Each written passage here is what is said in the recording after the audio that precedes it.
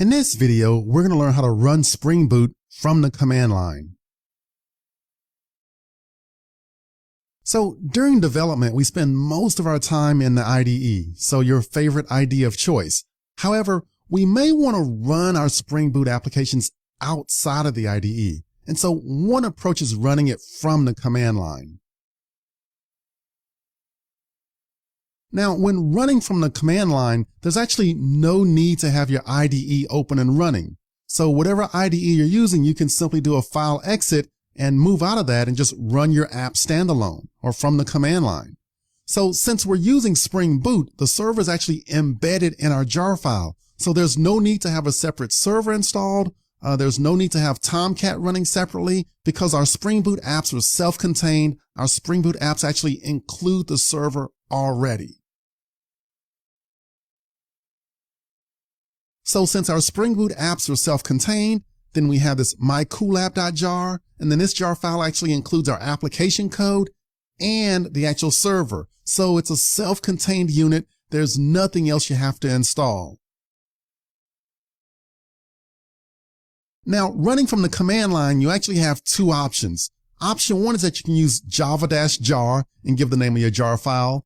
Or with option two, you can make use of the Spring Boot Maven plugin by simply giving Maven Spring Boot :run. I'll show you both options here in this video.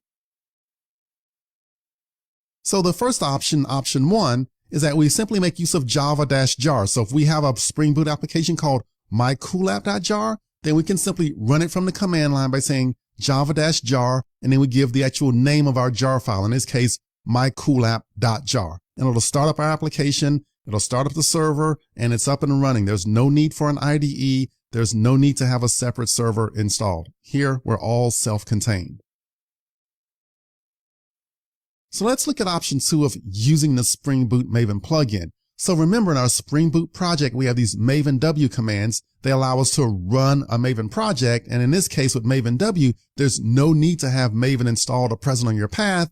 If the correct version is not there, then it'll automatically download the correct version of Maven. And remember, we covered this in a previous video. So they give you two files here from Maven W. You get the mavenw.cmd for Microsoft Windows, and there's also the mavenw.sh for Linux Mac. So again, just makes it really easy for you to get started with Maven without actually having to manually install it yourself. What if you already have Maven installed? Well, in that case, you can simply ignore or delete those Maven W commands and get rid of them and simply just use Maven as you normally would. So you'd say Maven clean compile test, blah, blah, blah. No need for Maven W.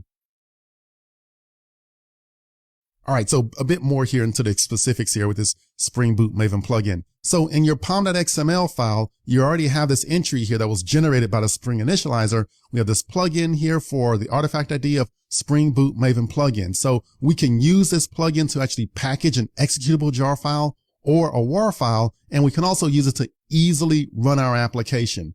So to package our application, we say Maven W package, and then to actually run our application using a Spring Boot plugin, we say Maven W Spring Boot :run. And remember, we can also just use Maven package or Maven Spring Boot run if we already have Maven installed.